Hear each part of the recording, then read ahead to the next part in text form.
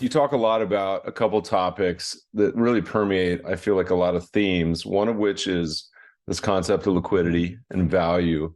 And I got an email today, or a headline, that was talking about liquidity, particularly in your world, with Blackstone, a company I know you've spent a lot of time dealing with, but thinking about liquidity with their real estate offering and getting gated. You've been around since the beginnings of, kind of the development of the REIT industry. How do you think about, REITs today, 2023, as an asset class? When Blackstone or Starwood or somebody else creates a, quote, non-traded REIT, as far as I'm concerned, the word non-traded means no price discovery. You can't, and it's evidenced by the fact that, for a while there, Blackstone couldn't get out of their way with the amount of money that was pouring in.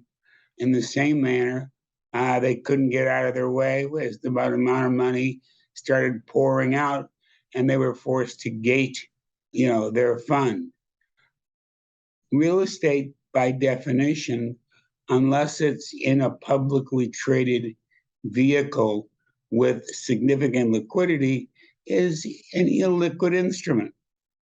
Now, there's nothing wrong with investing in illiquid instruments as long as you understand that it's illiquid.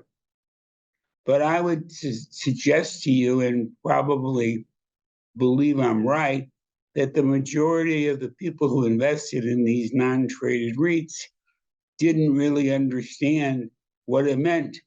And what they liked the most about it was that they got their monthly report from their broker and the number never changed. So therefore, they didn't lose money.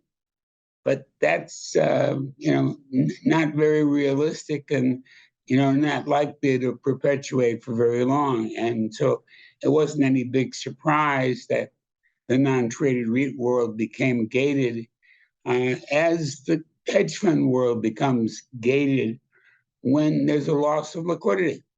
Yeah, nothing triggered me over the years more than you see some of the marketing materials and people would talk about some of these interval funds that only mark maybe in their head once a year, once a quarter, and they say, we have 4% volatility. And I say that's funny because all of your assets or the public equivalents are 20% volatility. So this magic transformation, creating something that's extremely low vol out of something that probably isn't. So as you've seen all this money flow in on kind of the various offerings, REITs, but also the public vehicles, interval funds, everything else in between, and you still have the same old story of liquidity mismatch. People get upside down.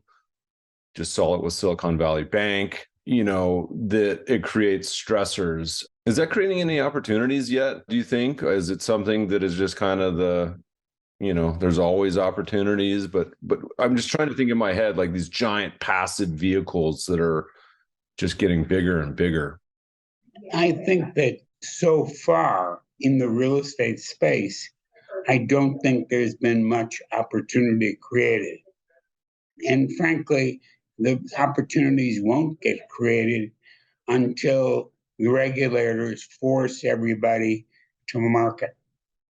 In 73, 74, and 91, 92, what created the opportunities was that the regulators came in and said, you got to mark to market. And once you mark to market, the values changed dramatically, and it created opportunities for people to participate in the downside of a particular scenario.